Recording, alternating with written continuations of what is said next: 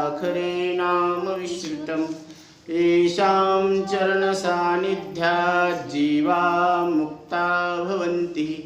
साखरे वंशविख्यातं ज्ञानदानपरायणं विनायकं गुरुं वन्दे भवबन्धविमुक्तये। ज्ञानप्रतापविलसत्वचनामृतं च अद्वैतभावपटुता हितबुद्धिरस्य। ज्ञानेश्वरस्तु भगवान् अवतीर्णैव श्रीरङ्गनाथ गुरुराज नमोऽस्तु तुभ्यं। श्री गणेशाय नमः।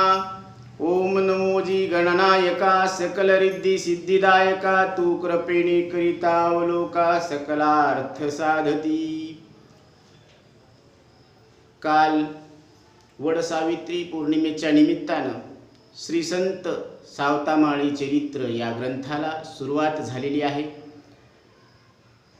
आणि ज्ञानोबराय सांगतात की तीही प्राणा परवते मज आवडती माते। जे भक्त चरित्राते प्रशंसिती, जे संतांचं चरित्र वर्णन करतात ते भक्त सुद्धा मला फार प्रिय आहेत आणि जे या संतांचं चरित्र श्रवण करतात ते श्रवणार्थी सुद्धा मला प्रिय आहेत, आवडत असतात। कारण त्यांच्या वाचून माझ्या हृदयात दुसरं कोणी नाही। कारण ईश्वरा वाचून भक्तात, ईश्वराच्या हृदयात भक्ता वाचून दुसरं कोणीच नसतं। कारण भक्त म्हणजेच ऐक्य आहे आणि विभक्त म्हणजे वेगळं होणं। म्हणून देव आणि जीवाचं जे नातं आहे तर ते सावता महाराजांच्या चरित्रामधून यच्चयावत मनुष्य देहात आलेल्या जीवाला लक्षात घेता येतं की त्या सावता महाराजांनी आपल्या प्रापंचिक जीवनामध्ये ईश्वराची प्राप्ती कशी केली आणि शेती ही कशी केली। कारण सावता महाराज सांगतात की जगामध्ये शेती हा असा एक व्यवसाय आहे की जो सोपा आहे आणि सफल आहे। मग त्यांची कोणती दृष्टी होती पाहण्याची।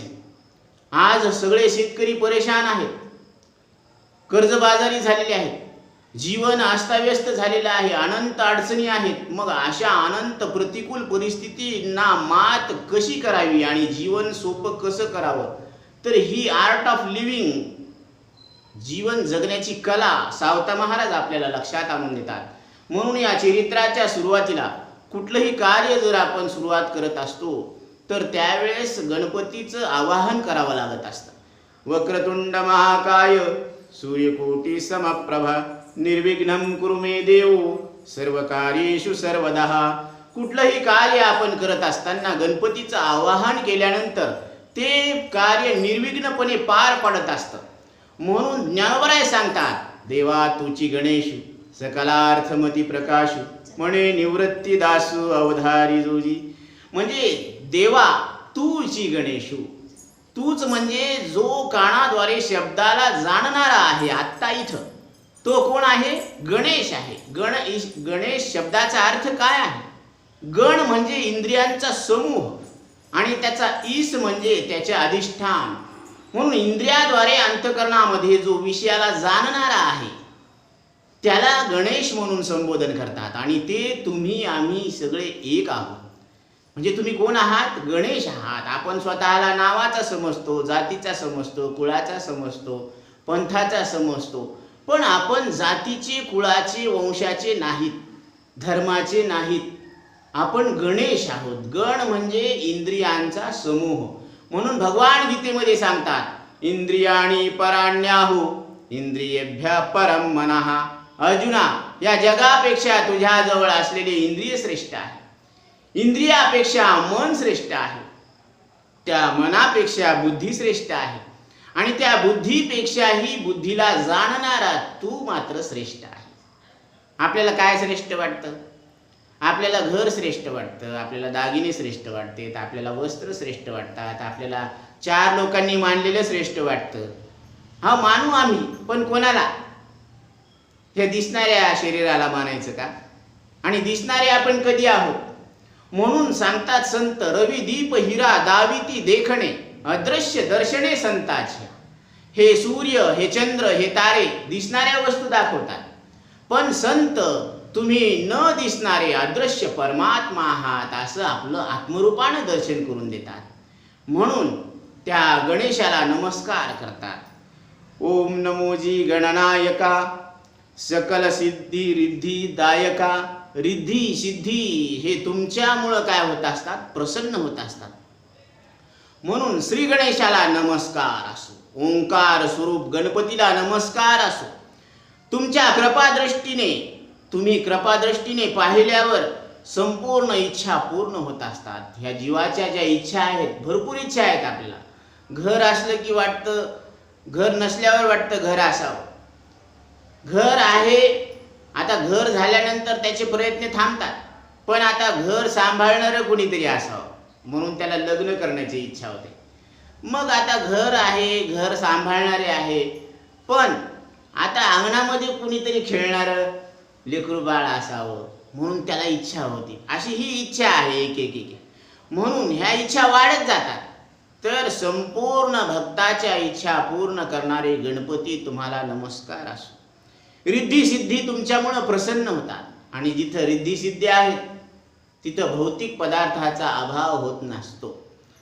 पण नाथ महाराज सांगतात की या रिद्धी सिद्धी आपल्या परमार्थाला, आत्मस्वरूपाची ओळख करून घेण्याला आडवे येतात. म्हणून सिद्धीला विपिशे कोण तया पुसे, नेले राजहंसे पाणी काही. राजहंस नावाचा पक्षी असतो. ते दूध आणि पाणी एकत्र झालेले असते, पण तो काय करतो, त्या दूध आणि पाण्याच्या मिश्रणातून केवळ दूध शोषण घेतो. तसं मनुष्य देहातला जीव म्हणजे काय आहे, राजहंस आहे. त्याला विवेकाच्या चुंचीनं ह्या अनात्म वस्तूमधून मी आत्मा वेगळा आहे असं लक्षात घेता येतं. म्हणून हत्तीचे तोंड आहे. हे मस्तक कसं आहे, तोंड कसं आहे गणपतीचं, हत्तीचं आहे. पोट कसं आहे, लांब. उदर म्हणजे लंबोदर गजवदन, मनोहर करी त्रिशूळ धारण, सुखदायी मूषक वाहन, धरी ध्यान ब्रह्मादिक. म्हणून पोट कसं आहे, लांब आहे, मनाचं हरण करणारे आहे. म्हणून ऋषी मुनी ज्याचे करीती ध्यान, हे ऋषी मुनी कोणाचं ध्यान करतात, हे कड्या कपारीमध्ये हिमालयामध्ये जाऊन श्रीहरी विष्णूचं ध्यान करतात. आणि ते श्रीहरी विष्णू म्हणजेच हे गणपती आहे. कारण जरी वेगवेगळ्या प्रतिमा असल्या तरी देव कसा आहे, सबका मालिक एक. म्हणून निमित्त मात्र त्या प्रतिमा, परंतु सगळे संत कसे आहेत, एक आहेत. एक हरी आत्मा जीव शिव समा, वाया तू दुर्गमा न घाली मन. म्हणून जीवानं देवाला शरण जायला पाहिजे. म्हणून इथं सांगतात की मनाचं हरण करणारे आहे. मनाचं हरण केलं म्हणजे काय केलं, मनामध्ये जी काही मोह आहे, जी अविद्या आहे, जे अज्ञान आहे, त्याचं हरण करून टाकतात आणि ज्ञानाचा प्रकाश. म्हणून करिया तिमिराचा नाश, उदय होऊनी प्रकाश. तोडी आशा पास करी वास हृदय, देवा तू माझ्या अंतकरणामध्ये वास कर. कारण तुझा उदय झाल्यानंतर अज्ञान निवृत्त होतं आणि अज्ञान निवृत्त झालं की ज्ञान ते स्वरूपे होऊन जाईल. ज्ञान हे प्रत्येकाचं स्वरूप आहे. म्हणून इथं सांगतात की त्रिशूल धारण करणारे आहेत, उंदराच्या वाहनावर बसून सुख देणारे आहेत, जीवाला सुख देत असतात. म्हणून ऋषी मुनी तुझे सर्वदास, तुझे कृपे कृतार्थता त्यास, म्हणून मी तव पदास अभिन्नत्वे नमितो. म्हणून मी तुम्हाला अभिन्न रूपानं नमस्कार करतो. कारण जीव आणि देव हे एकच आहे. कारण जीवाचं आणि देवाचं ऐक्य आहे. म्हणून चहुवेदी जाण साही शास्त्री कारण 18ही पुराणे हरीशी गाती. हे कोणाला गायला लागले, हरीला.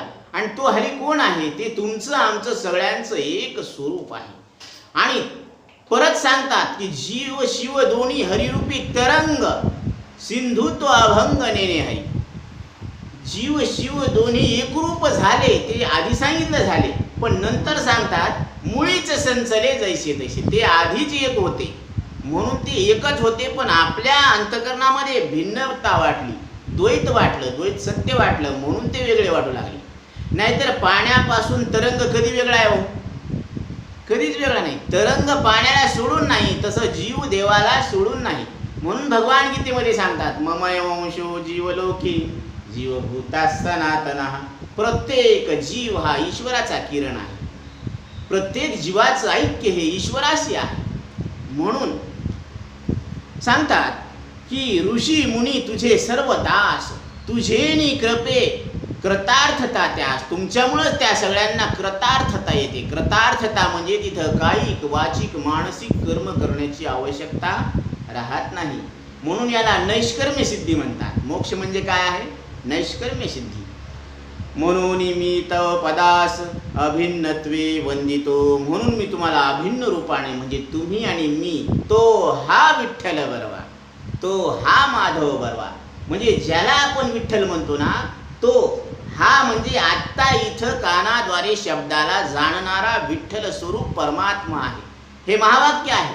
ज्या वाक्यातून जीव ब्रह्माची ऐक्यता प्रतिपादन केलेली असते त्याला महावाक्य म्हणतात. आणि बाकीचे सुद्धा वाक्य आहे, पण ज्या वाक्यातून जीव ब्रह्माची ऐक्यता सिद्ध होत नाही त्याला अवांतर वाक्य म्हणतात.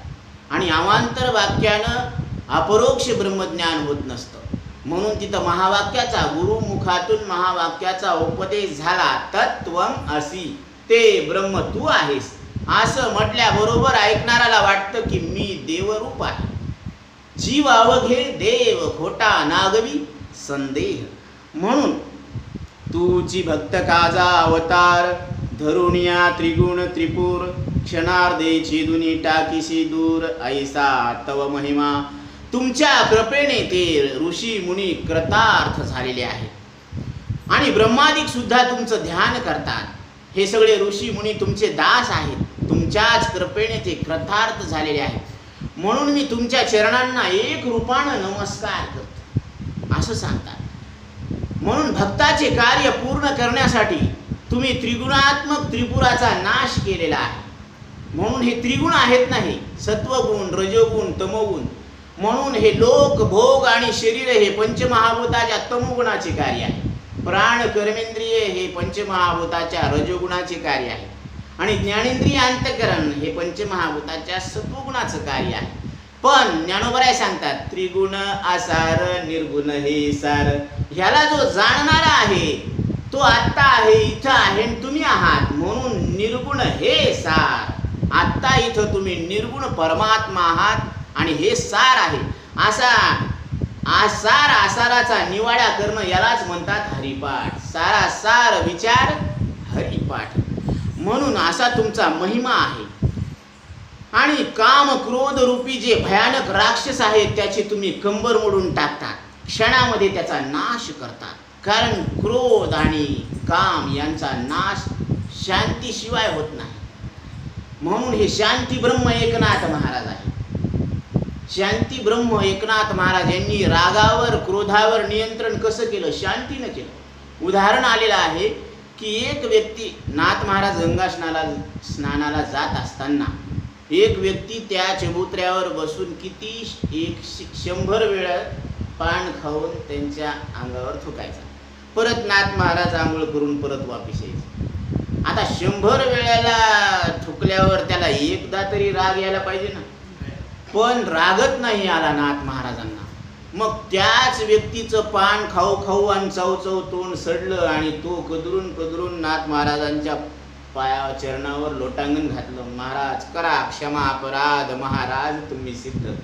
पण ते म्हणले की तू क्षमा मागू नको, कारण तुझ्यामुळं मला 100 वेळेला गंगा स्नानाचं फळ मिळालं. गंगा स्नान घडलं मला, मी रोज एकदाच करत होतो. काय म्हणावं या विभूतीला. म्हणून हे शांती ब्रह्म एकनाथ महाराज एवढी शांती, एवढी क्षमता सहन करण्याची की ज्यांनी प्रेमानं रागावर जिंकलेलं आहे.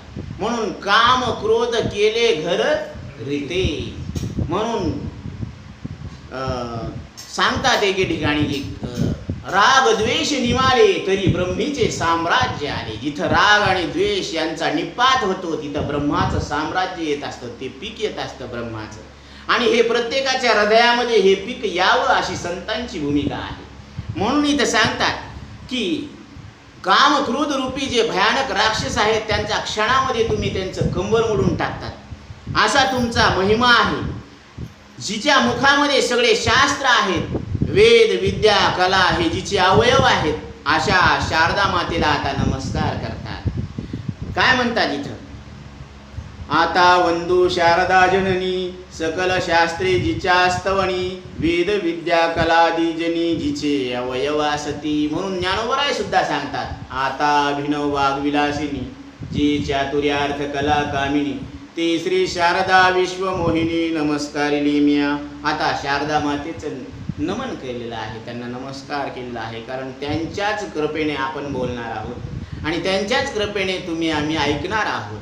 म्हणून इथं सांगतात की श्रीगुरु, आता श्रीगुरूचं स्तवन करतात, नमन करतात. आता वंदू गुरु विनायक साखरे जो सावता अवतार साचारे घेऊनी परमार्थ तत्व प्रगटकारे करुणी शिष्या तृप्त केले. आता श्रीगुरु विनायक महाराज साखरे यांना नमस्कार, ज्यांनी विचारसागर वृत्तीप्रभाकर या ग्रंथाची रचना केलेली आहे. ते विनायक महाराज साखरे आपण ज्यांचं नमन घेतो. विनायकं गुरुं नौमे साखरे नाम विश्रुतं येषां चरण सानिध्यात जीवा मुक्ता भवन्ति. साखरे वंश विख्यातं ज्ञानदान परायणं. साखरे घराणं वंश असा आहे, विख्यात आहे, प्रसिद्ध आहे. कशामध्ये? ज्ञानदान करण्यामध्ये हे परायण आहे, तत्पर आहे. म्हणून आजीवन ब्रह्मचर्य व्रत धारण करून यांनी अभ्यास केला आणि तुमच्या आमच्यासाठी वृत्तीप्रभाकर विचारसागर अशा ग्रंथाची निर्मिती केली आणि या ग्रंथावर सुद्धा टीका केलेली आहे.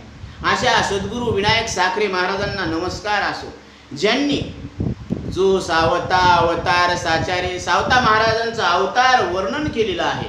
यथोचित जशाला तशा घटना इथं नमूद केलेल्या आहेत या ग्रंथामध्ये. म्हणून घेऊनी परमार्थ तत्व प्रगटकारे करुणी शिष्या तृप्त केले. परमार्थामध्ये जे तत्व आहे ते त्यांनी प्रगट केलं. म्हणून ज्ञानोबराय एके ठिकाणी सांगतात, या उपाधी माझी गुप्त, या उपाधी माझी गुप्त.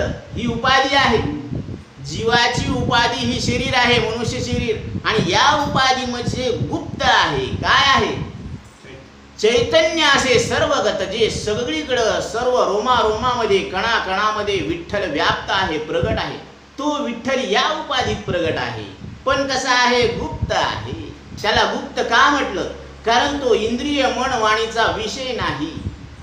तो इंद्रियानं कळत नाही, मनानं कळत नाही. तुमचं मन इंद्रियानं कळतं का हो?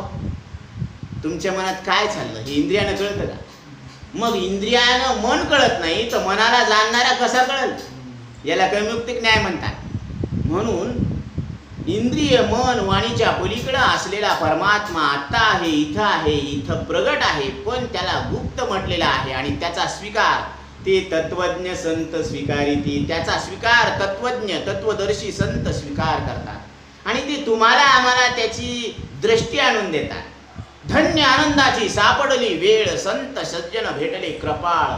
त्यांनी फेडियला बुद्धीचा मळ, दृष्टी दावियला यशोदेचा बाळ.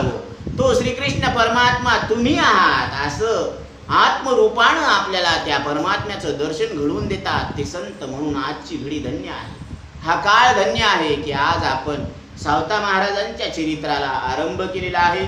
म्हणून आपल्यावर संतांची कृपा आहे, सद्गुरूची कृपा आहे, शास्त्र कृपा आहे, ईश्वर कृपा आहे. आता ह्या सगळ्या कृपेतून आपल्यावर अंतकरण कृपा सुद्धा झालेली आहे.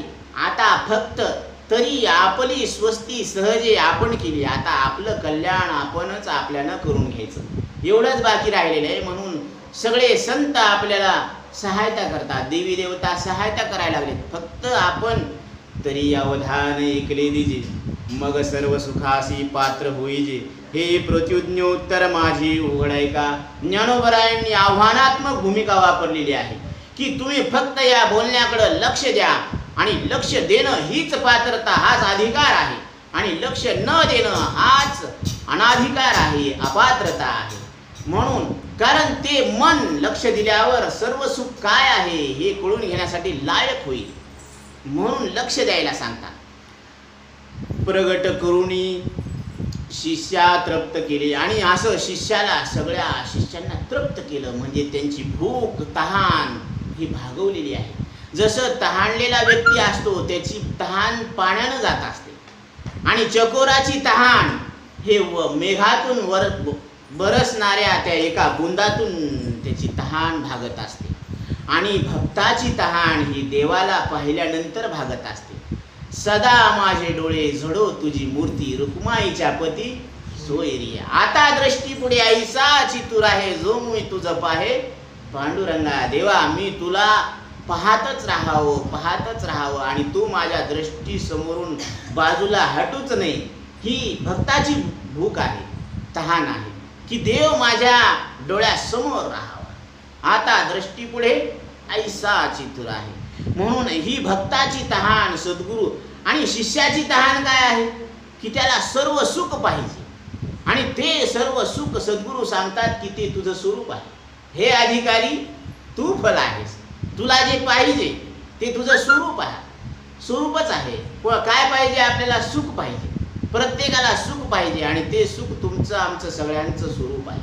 याचा काय अनुभव आहे? तुम्ही म्हणता झोपेतून उठल्यावर तुम्ही तुमचा अनुभव प्रगट करता की मी सुखानं झोपलो होतो, काही जाणत नव्हतं. मग झोपेत कोण होतं? तुम्ही होते आणि सुख होतं. म्हणजे सुख हे तुमच्याहून वेगळं नाही. जसं गोडी ही गुळाहून वेगळी नाही, तसं सुख हे आपल्याहून वेगळं नाही. म्हणून इथं सांगतात, जयाची सकळ शास्त्रे उपासक, ज्ञान तव तयाचे सेवक, तेनेची मममती देक लिखाणार्थ स्फुरविली. हे सर्व शास्त्र ज्यांचे उपासक आहेत, ज्ञान त्यांचा सेवक आहे, त्यांनीच माझ्या बुद्धीमध्ये लिखाणासाठी प्रेरणा दिलेली आहे. कोणी? विनायक महाराज साखरे सद्गुरू यांनी. आणि त्यांच्या प्रेरणेनं मी हे लिखाण केलेलं आहे.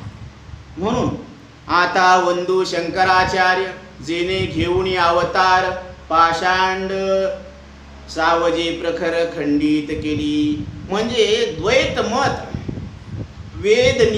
वेदशास्त्राला जे निंदक मत आहे ना, त्याचं खंडन केलेलं आहे. महादेवानं शंकराचार्यांचा अवतार धारण केलेला आहे.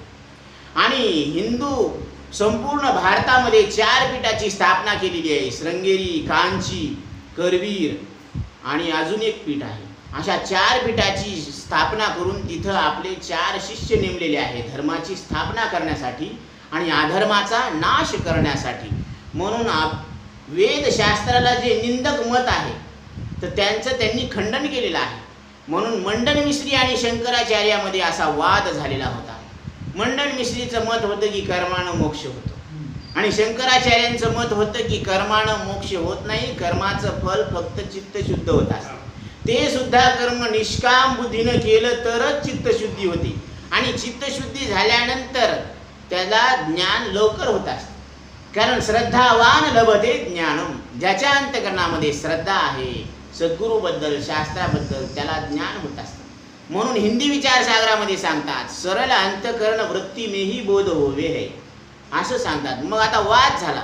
आता वाद झाल्यानंतर आता हारलं कोण आणि जिंकलं कोण हे कसं ठरवायचं? तर त्यांची पत्नी सहभार्या सरस्वती माता, आता त्यांनी सांगितलं की एकीकडून पतिराज आहेत आणि एकीकडून साक्षात धर्माची मूर्ती आहे. आता काय म्हणून बोलावं? तर त्यांनी दोघांना विजयश्रीची माला धारण गळ्यामध्ये टाकली आणि सांगितलं की ज्यांच्या गळ्यातला हार सर्वात आधी सुकल ते हारले समजायचं. आता वाद चालू झाला. 7 दिवस झाले, 8 दिवस झाले, असं करता करता 14 दिवस वाद चालला. आणि शेवटी असं करता करता मंडन मिश्रीच्या गळ्यातला हार सुकला. तर त्यांच्या डोळ्यातून अश्रूच्या धारा येऊ लागल्या. त्यावेळेस आचार्यांनी विचारलं की तुम्ही का रडता? त्यावेळेस मंडन मिश्रींनी सांगितलं की मी आयुष्यभर कर्माचं प्रतिपादन केलेलं आहे आणि ते कर्म आज निष्फळ झाले. तर त्यावेळेस शंकराचार्य सांगतात की हे कर्म निष्फळ झाले नाही, कर्मशास्त्र निष्फळ झालेलं नाही. तुम्ही कर्म करा, कर्म करावंच लागणार आहे. पण कर्म करत असताना तुम्ही निष्काम बुद्धीनं कर्म करा, म्हणजे त्या केलेल्या कर्माचं फळ चित्तशुद्ध होत आहे. आणि चित्तशुद्ध झालं की ज्ञान त्याच्यामध्ये लवकर प्रगट होत असतं. म्हणून निर्मळ चित्ते झाले नवनीते, पाषाणा पाझर फुटती रे. असं दगडाला सुद्धा पाझर फोडण्याची ताकद या नामात आणि निष्काम सेवेमध्ये आहे.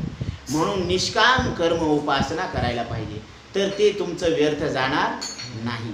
अशा शंकराचार्यांना नमस्कार असो. जो ज्ञानिया माझी शिरोमणी, प्राकृत भाषेत ज्ञान प्रगटिले जनी, त्या ज्ञानेश्वरा ते नमुनी ग्रंथारंभ करीत असे. आता या संपूर्ण विश्वाची माऊली ज्ञानोबरायांना नमस्कार करतात. कारण ज्ञानोबरायांनी संस्कृत भाषेमधलं जे ज्ञान होतं, जे भगवंतानं युद्धभूमीमध्ये अर्जुनाला 700 श्लोकामध्ये प्रगट केलेलं आहे, ते संस्कृतामधलं ज्ञान मराठी भाषेमध्ये तुमच्या आमच्या समोर प्रगट केलं ज्ञानोबरायांनी. संस्कृताच्या गाठी उकलोनी ज्ञानदृष्टी, केली से मराठी गीता देवी. म्हणून ही ज्ञानेश्वरी ही सगळ्या म्हणजे 56 भाषेला घेऊन चालणारी आहे. 56 भाषेचा केलासे गौरव, भवार नवी नाव उभारिली. 56 भाषेला घेऊन चालणारी ही ज्ञानेश्वरी. आणि या ज्ञानेश्वरीचं महत्त्व सांगतात ज्ञानोबा आहे की मी तुमच्या समोर असे असे मराठीतले बोल तुमच्या समोर प्रगट करीन. माझा मराठाची बोल कौतुके, परी अमृतातेही पैजा जिंके, ऐसे अक्षरे रसिके मिळवीन. मी तुमच्या समोर अमृताला सुद्धा शर्यतीमध्ये हरवून टाकणारे, अमृत सुद्धा ज्याच्या समोर फिके आहेत असे शब्द तुमच्या समोर मी प्रस्तुत करेल. म्हणून या शब्दाबद्दल तुम्ही संशय घेऊ नका की हे असं कसं बोलता. आहाची बोलाचे नव्हे हे शास्त्र, हे निस्ती बोलाचीच गडी आणि बोलाचाच भात, अशातला प्रकार नाही. संसार जिनिते हे शस्त्र, हे संसाराला जिंकण्याचं शस्त्र आहे. आत्मा अवतरणविते मंत्र, हे तुम्ही न मरणारे परमात्मा आहात असं कळून देणारे एक एक शब्द एक एक मंत्र आहे. अक्षरे हे अक्षर आहे एक एक. म्हणून या टीकेला वर असा मिळालेला आहे. नामामणे ग्रंथ श्रेष्ठ ज्ञानदेवी, एक तरी ओवी अनुभवावी. एक तरी ओवी आपल्या जीवनामध्ये आपण अनुभवावी, म्हणजे त्याचा जसा आहे तसा अर्थ लक्षात घ्यावा. म्हणून भाव धरून या वाचे ज्ञानेश्वरी, कृपा करी हरी तयावरी. त्याच्यावर हरीची कृपा होत असते. ज्याला वाचन येत नसल त्यांनी अनुभव सिद्ध आहे, त्यांनी फक्त ह्या ज्ञानेश्वरीच्या 5 ओव्यावर सुचिरभूत होऊन दररोज सकाळी बोट फिरवायचं. एक दिवस तुमच्या जीवनामध्ये असा येईल की तुम्हाला आपोआप ज्ञानेश्वरी वाचता येईल. हे सिद्ध आहे, असं सिद्ध झालेलं आहे. म्हणून भाव धरून या वाचे ज्ञानेश्वरी, अशा ज्ञानेश्वर महाराजांना नमस्कार असो. कारण ही सगळ्या विश्वाची आई आहे म्हणून आपण माऊली म्हणतो त्यांना. माऊलीत मूर्ती विठ्ठलाची, विठू माऊली तू माऊली जगाची. ही माऊली जगाची आई आहे. म्हणून ही आई आपल्याला फक्त सांभाळ करते, देहाचं पालन पोषण करते. पण ही ज्ञानोबा रूपी आई, ही विठ्ठल रूपी आई आपल्या अंतकरणातले संशय विपर्यास अज्ञान दूर करून आपल्याला लक्ष्य 84तून पार पाडते. म्हणून अहितापासून काढिती, हित देऊनी वाढविती, नाही श्रुती परवती माऊली आन जगा. अशी आई जगामध्ये दुसरी कोणतीच नाही. म्हणून त्या आईला नमस्कार असो. मोक्षु हितार्थ देख, विचार सागर वृत्ती प्रभाकर, ग्रंथ चोख रचिले निश्चल दासे प्रमुख, तया भिन्नत्वे नमितो. ज्या साधू निश्चल दासजींनी मुमुक्षुच्या हितासाठी वृत्ती प्रभाकर विचार सागर या ग्रंथाची रचना केलेली आहे, त्या साधू निश्चल दासजींना अभिन्नत्वानं म्हणजे मी एक रूपानं नमस्कार करतो.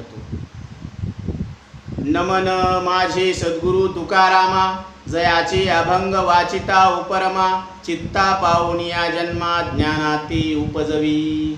आता नमस्कार असो तुकाराम महाराजांना. हे जगद्गुरु तुकाराम महाराज आहे, सगळ्या जगाचे गुरु आहेत.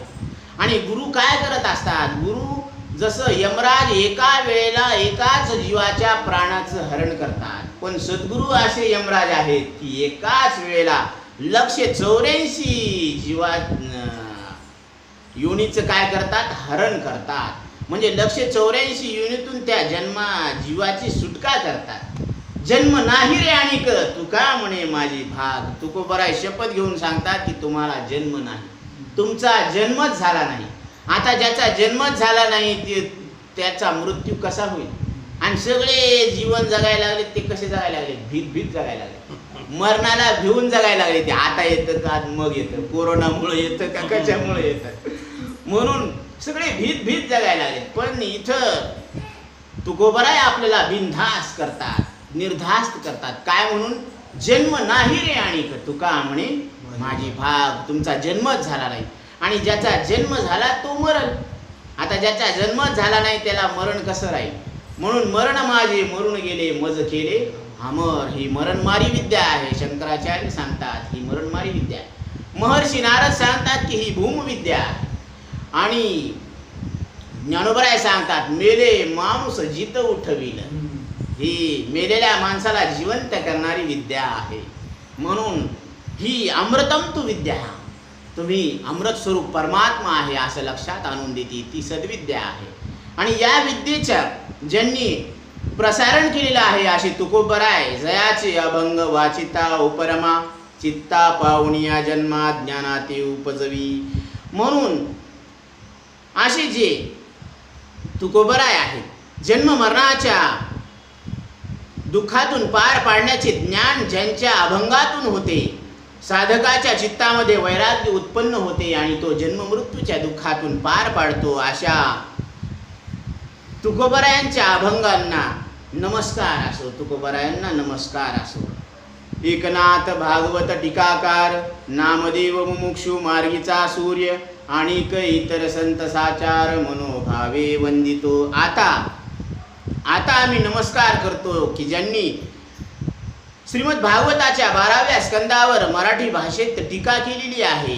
भागवत मराठीमध्ये सांगणारे एकनाथ महाराज, मोक्षाची इच्छा करणाऱ्यांना सूर्याप्रमाणे वाट दाखवणारे नामदेव महाराज यांना नमस्कार असो.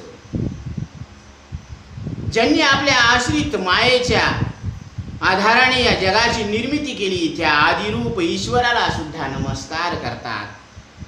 काय म्हणतात, वंदू आता सीतामाई माता सावळा राम पवित्र थोर पिता तयाचे नियोगे परमार्था लाभ सहज झाला.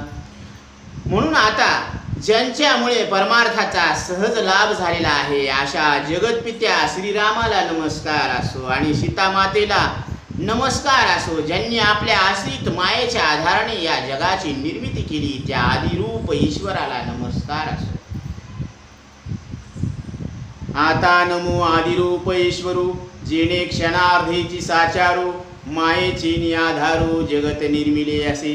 जयापासून प्राणाधिक उत्पत्ती पावती क्षणार्धे देख तोची जगद्रूप होऊनी सम्यक सर्वस्वी नटला असे.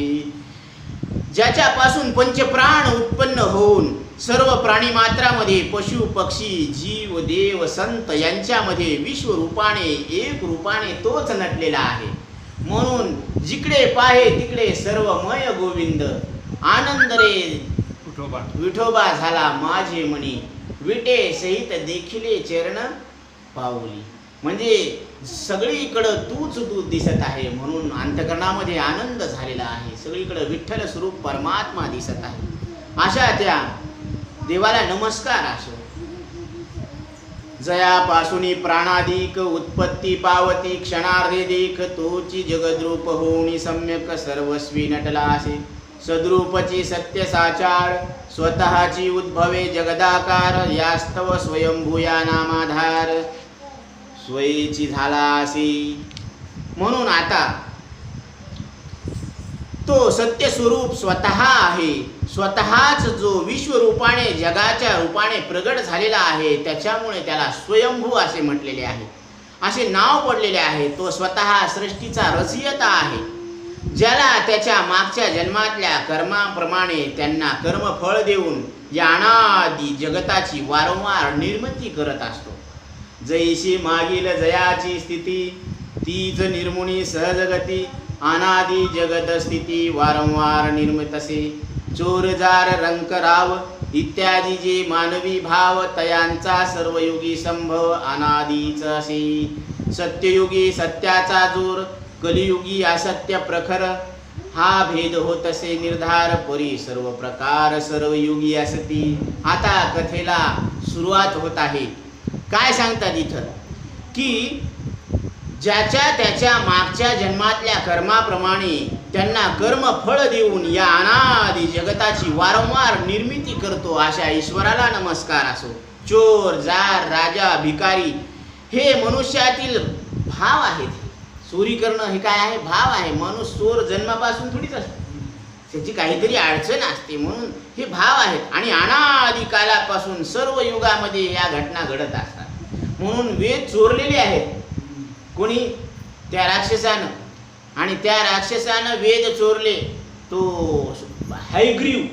हैग्रीवानं ब्रह्मदेवापासून वेद चोरलेले आहेत आणि त्याचा नाश करण्यासाठी श्रीहरी विष्णूला अवतार घ्यावा लागला आणि वेदाचं रक्षण करावं लागलं. वराह अवतार धारण केला तिथं. म्हणून अनादी कालापासून या घटना घडतात. सत्ययुगामध्ये लोक सत्य बोलत होते आणि कलियुगात मात्र खोटे बोलून लोक व्यवहारही करायला लागलेत आणि परमार्थ सुद्धा करायला लागलेत. आपण हे पाहायला लागलो.